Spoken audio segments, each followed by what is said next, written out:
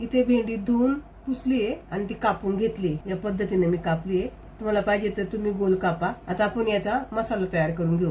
सुकं खोबरं किसून घेतलंय. त्यामध्ये लसूण, अर्धा चमचा धनिया पावडर, लाल तिखट अर्धा चमचा, हळद, किचन किंग मसाला, बडीशोप, जिरं. आता हे सगळं आपण मिक्सरला बारीक करून घेऊ. आपला मसाला मिक्सरला बारीक झालाय. त्यामध्ये 1 चमचा आपण शेंगदाण्याचा कूट टाकूया. इथे मी शेंगदाण्याचा कूट घेतलाय. तुम्हाला पाहिजे तुम्ही अख्खे शेंगदाणे घ्या, भाजा आणि ते नंतर साल काढून मिक्सरला बारीक करा. पण ते ज्यावेळेस तुम्ही सुक्क खोबरं बारीक कराल ना त्यावेळेसच बारीक करा. आता तो आपण परत एकदा मिक्सरला फिरून घेऊया. आपला मसाला तयार झालाय. आता आपण भेंडी बनवूया. तेल तापले. तेलामध्ये आपण भेंडी टाकूया. भेंडी परतून घेऊया आपण. इथे मी गॅस फास्ट ठेवलाय. फास्ट गॅसवरती आपण परतून घेतोय. भेंडी आपली परतून झाली आहे.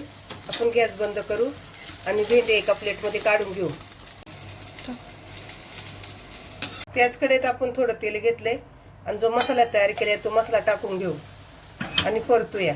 इथं आपण कच्चं खोबरं घेतलंय ना तर ते परतून घ्यायचं थोड्या वेळ, त्याची कच्चापणा जाईपर्यंत. त्यामध्ये कोथिंबीर टाकायची थोडीशी.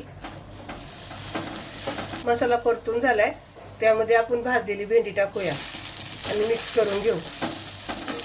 चवीनुसार मीठ. मिक्स करून झाले की त्यावर आपण 2 मिनिटांसाठी झाकण ठेवूया. आपण झाकण उघडून बघूया. मी याच्या आधी 2 वेळा भेंडी मिक्स केली होती, कारण खाली लागायची भीती असते ना, तर मध्ये मध्ये मिक्स करायचं. आता भेंडी शिजली का आपण बघूया.